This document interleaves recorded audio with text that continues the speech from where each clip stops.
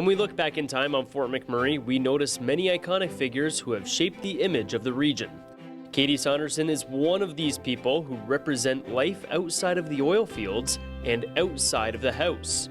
Sanderson was a trapper for over 70 years as she had to provide the necessities for her family and was one of the pioneers of the community. She was probably one of the longest trappers, from when they arrived in 1922 until the 1990s. That's a long time to be out on the trap line. She was an elder by the time I met her. A warm, wonderful, really smart woman, strong, a real bush girl. In fact, in 1989, she was awarded for having been a trapper by the Chamber of Commerce. And at that point, trapping hadn't been considered a profession or a business, so that was revolutionary. Because of this recognition, Sanderson is now commemorated at Heritage Park in their trapping exhibit.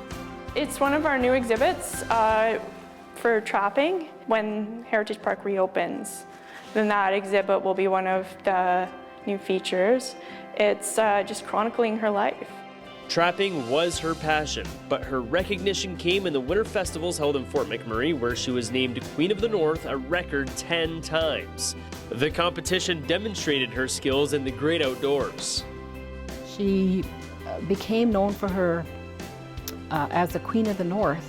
We had a contest for those events, and so you'd have to chop wood, carry as much flour in a gunny sack as you could on your back.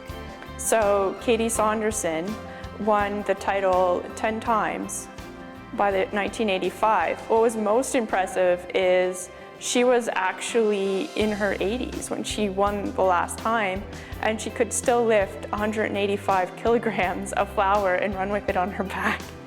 She lived a really wonderful life. Totally natural woman. A very good looking woman too, tall.